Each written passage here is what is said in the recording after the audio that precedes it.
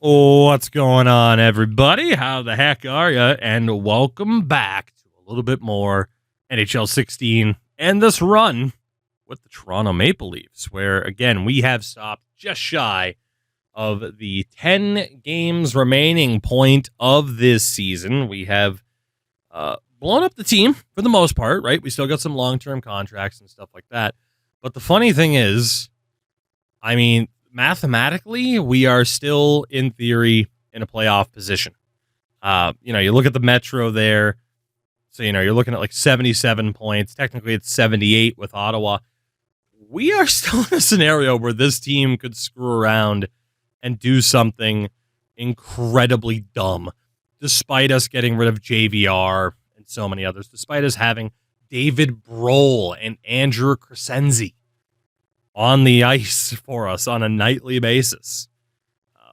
I got a hunch, of course, it is the defense and then ultimately the goaltending of Jonathan Bernier that has put us into this position. But hey, we'll see what happens, right? But ideally, it is going to be a sooner rather than later look at the draft and our first draft at the helm of the team.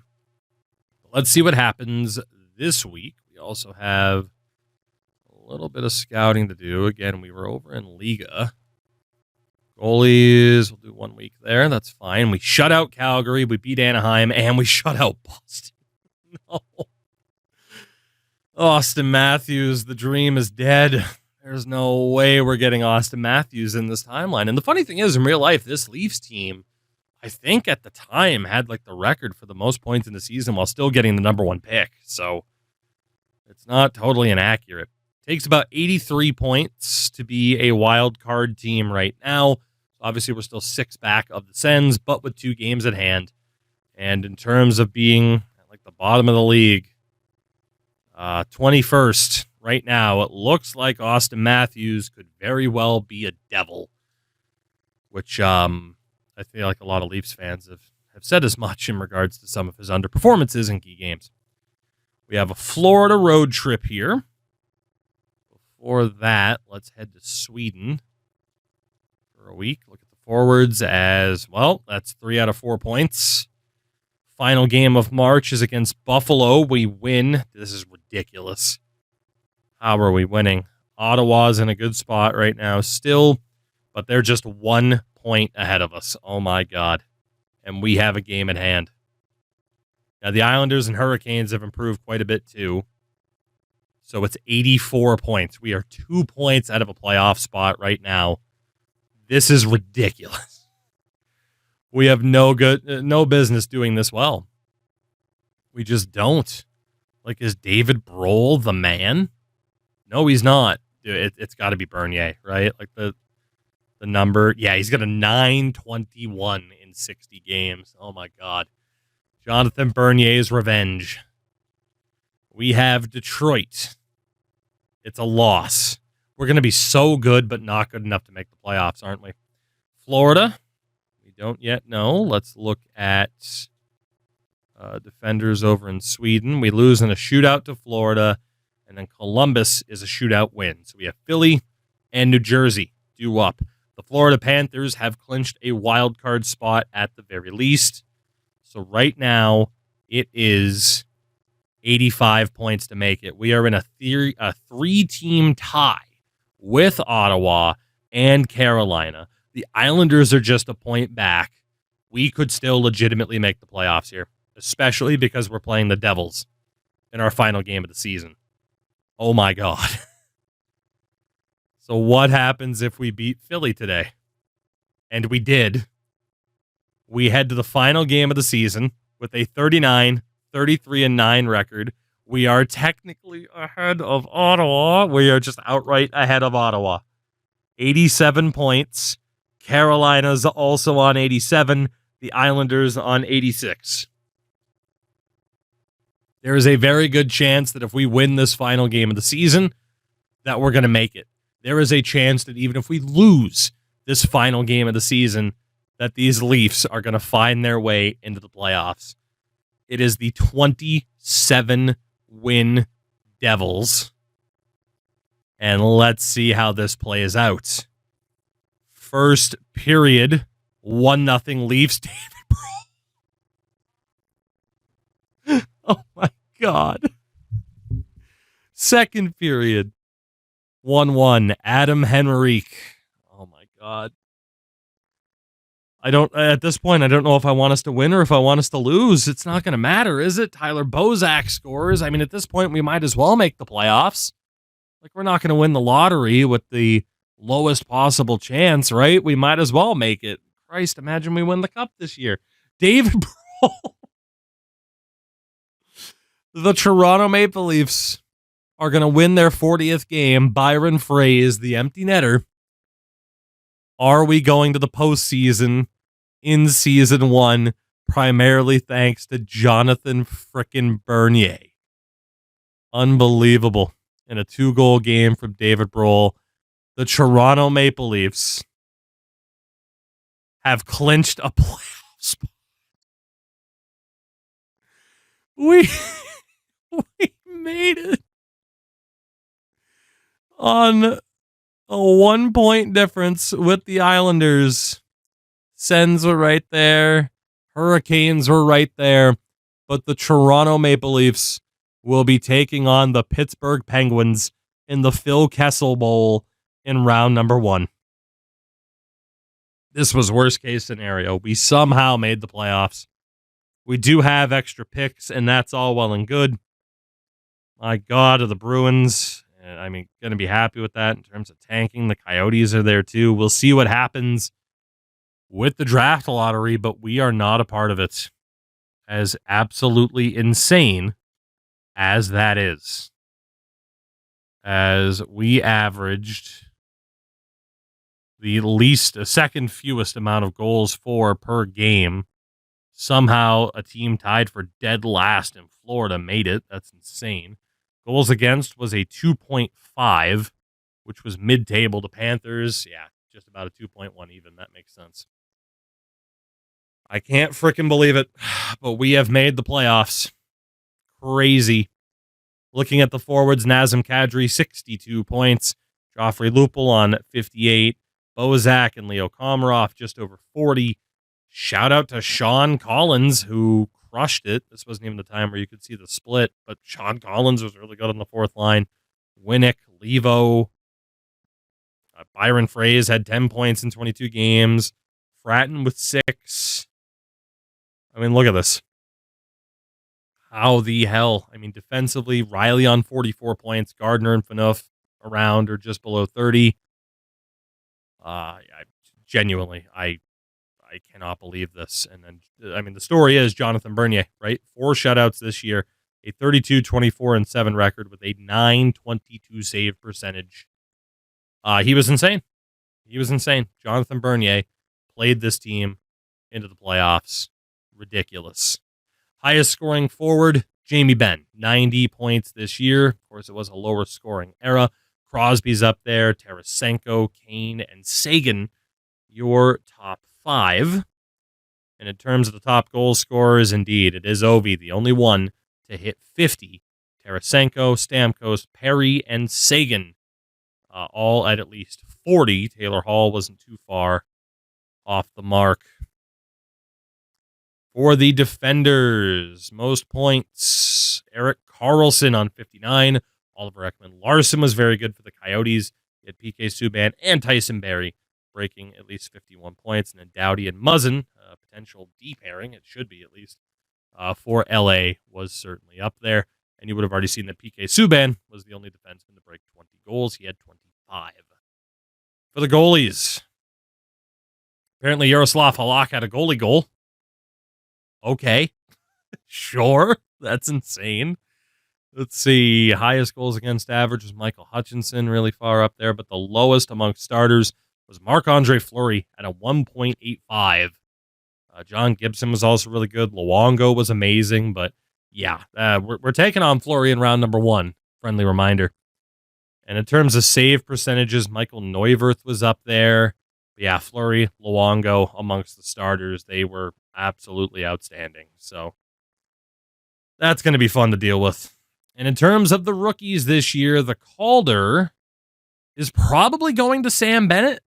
I would think if it's going to work similarly to the way it does in the modern NHLs, plus minus will be a big factor. Sam Bennett is likely your Calder winner over Jack Eichel, over Connor McDavid, and Artemi Panarin as well, who of course was the real life winner of that award, mainly because Connor McDavid was injured. Not to say that Panarin wasn't amazing, but look at that. Colton Sisson's up there, Dylan Larkin.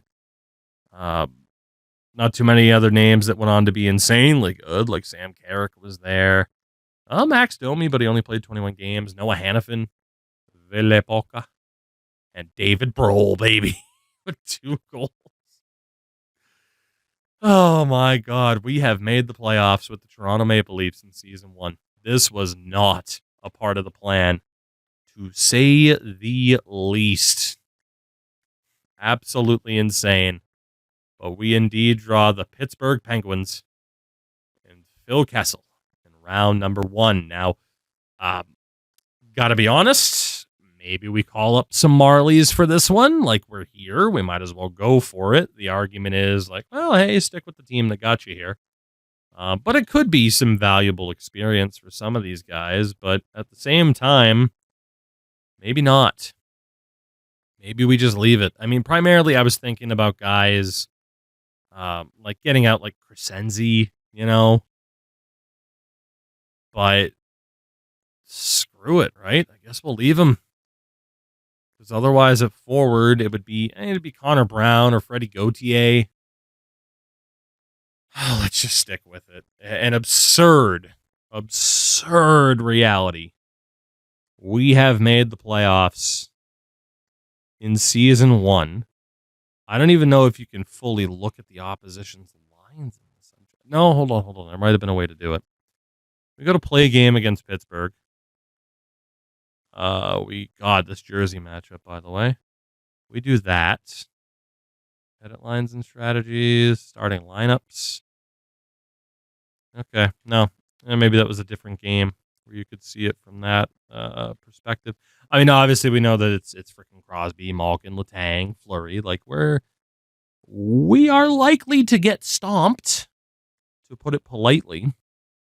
But if we go to view contracts, we will still be able to see the Penguins roster from here, which currently looks like this. So their forwards are Crosby, Malkin, Kessel. Good God. What a team, man. What a team. And of course, Richard Panik, who is going to be very, very happy that I traded him there this season. Defensively, Letang. So Oli Mata just ends up being a beast in this game. I couldn't stop him from being a beast. I tried to make him just decent enough.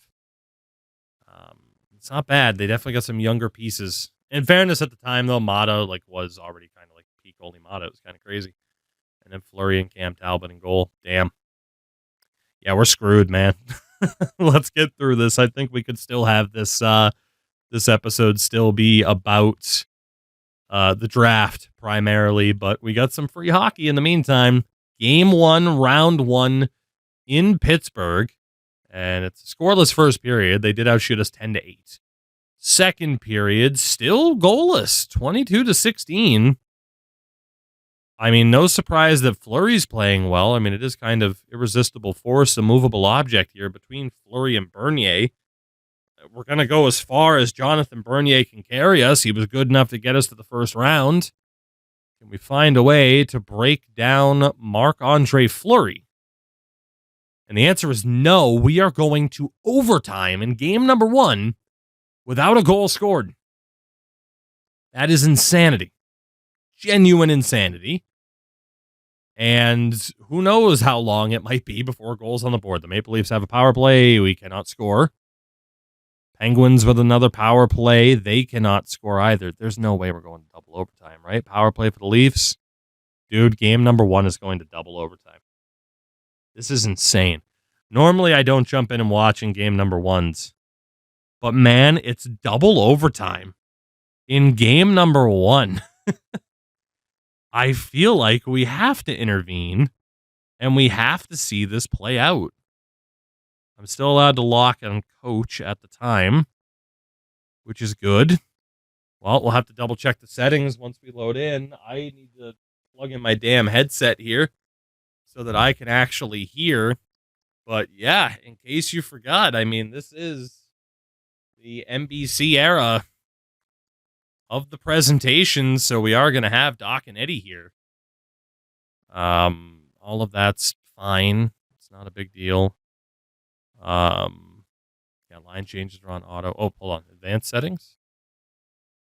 Rules, injuries were off. That was fine. Penalty time scaling will drop a bit. Let's drop the penalties a smidge. Hybrid icing's fine. Keep hitting the wrong damn button. And gameplay settings. Crank up attribute effect. We'll keep the game speed where it is. We'll see what that looks like. What about AI? AI learning.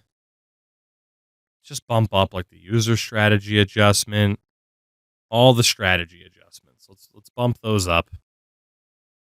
And we'll see what happens. And it's funny because all of this just to likely immediately see a game winner here in double overtime is my presumption. But here we go. Let's do it. Game one. I'm excited for this. I'm excited to see how this goes. Nazem Kadri has the puck and he nearly scores. As Hornqvist for Kessel. Bill Kessel trying to make a move. Defense breaks him down. Like that at the very least. Battled on in the corner. Hunwick. And an offside call here. I mean, a very early chance there. Nazem Kadri. It's a great save for Fleury. We got Winnick, Bozak, and Komarov out there against Perron, Malkin, and Kunitz.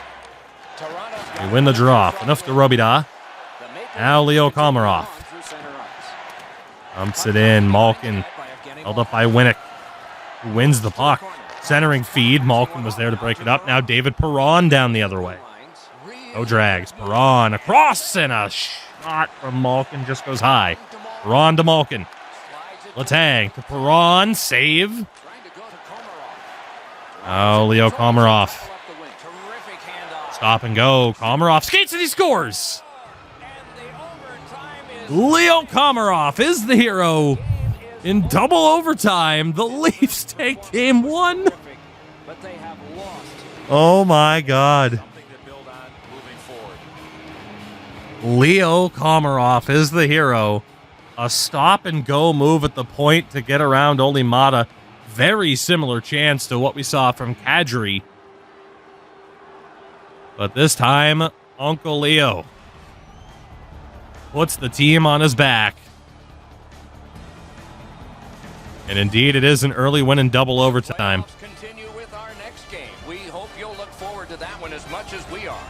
As Letang, I mean, honestly, kind of screened his own goalie there, I think, more than anything. We're going to have to watch that again, but Leo Komarov is the hero.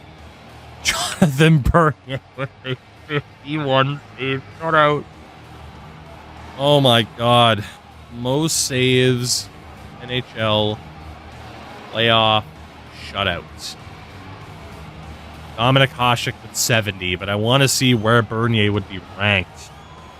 So in NHL history, there are only apparently, and this is according to StatMuse, there are only apparently 3 goalies in history that have at least 50 saves in a shutout in a playoff game.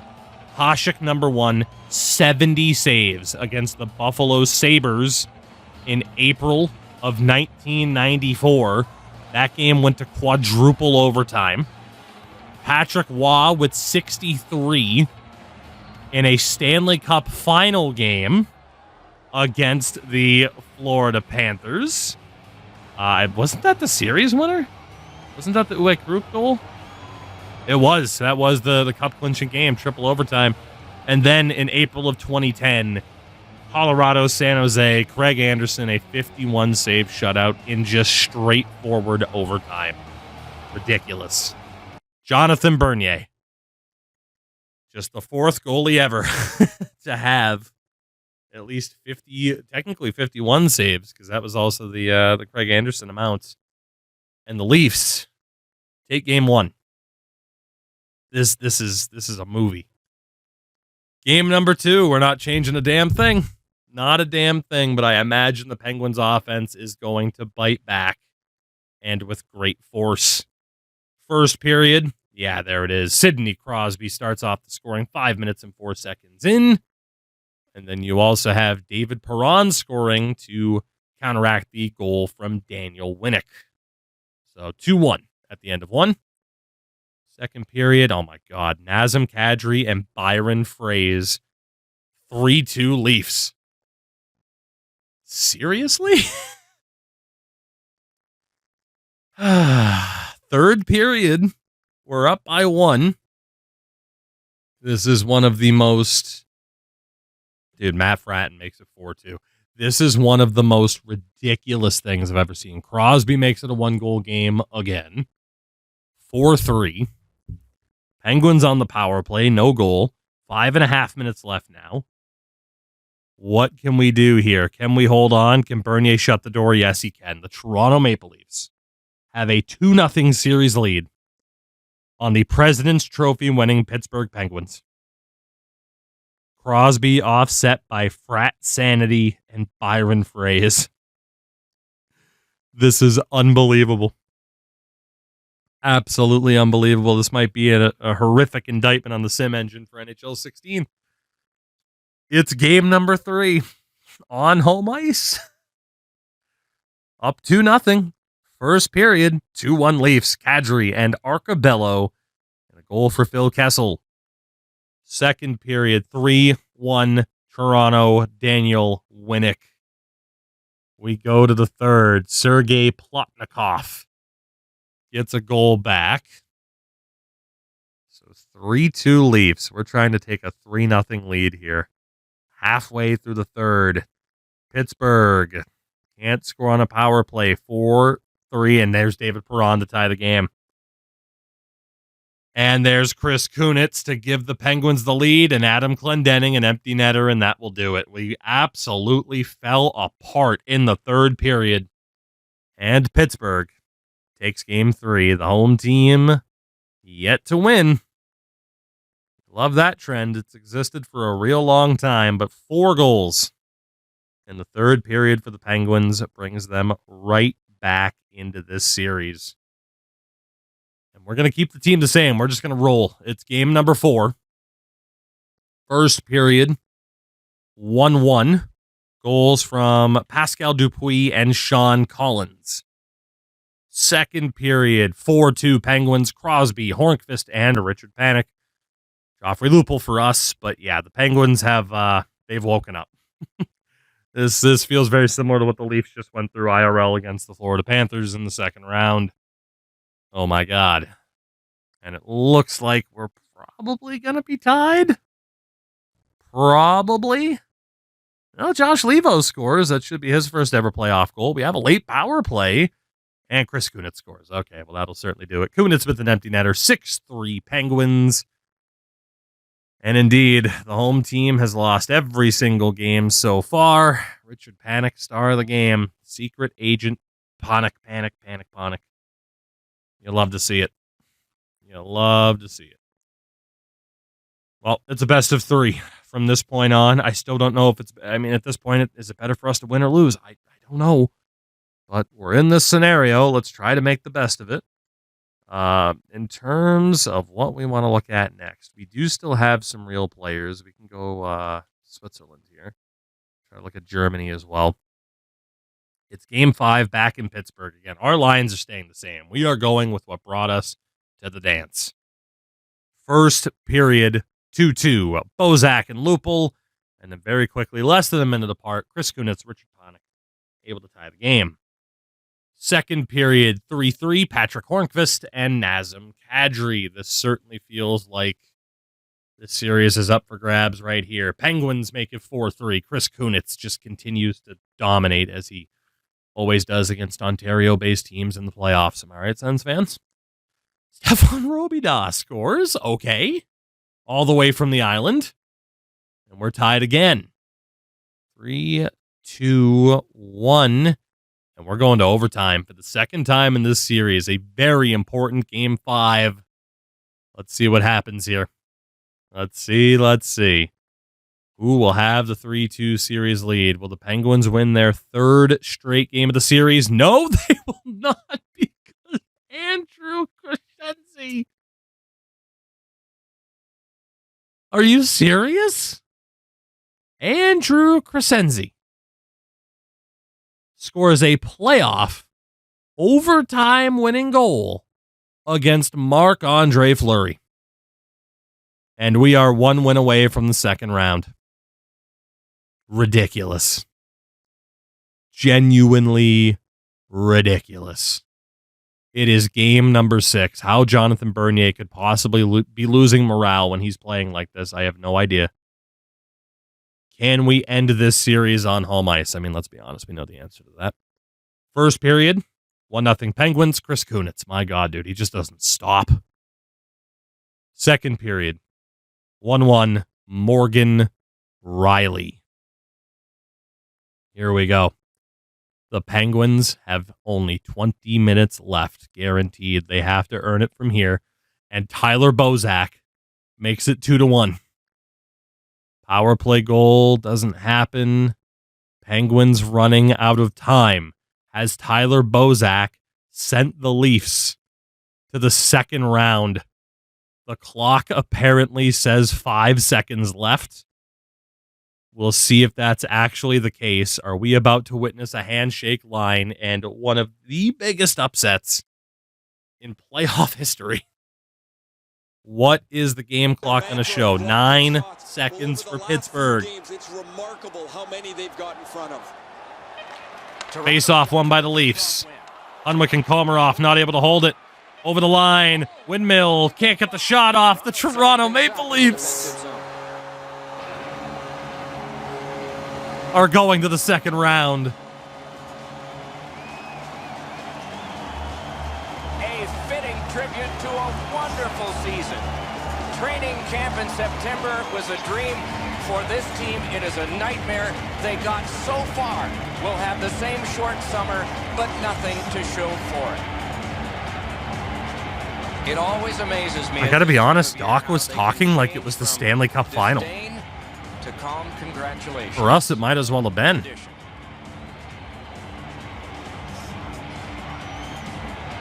But we still have time to go.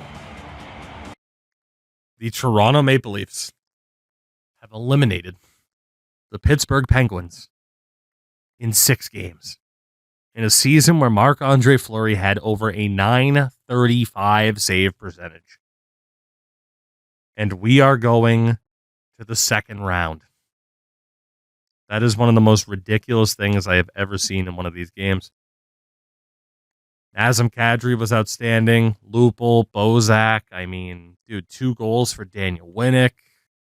Everybody chipped in. Every single player had at least a point. The only forward to not score a goal was David Brohl. Defensively, everybody had a point except Marty Marincin. And in goal, 2 points, but a .919 save percentage for Jonathan Bernier.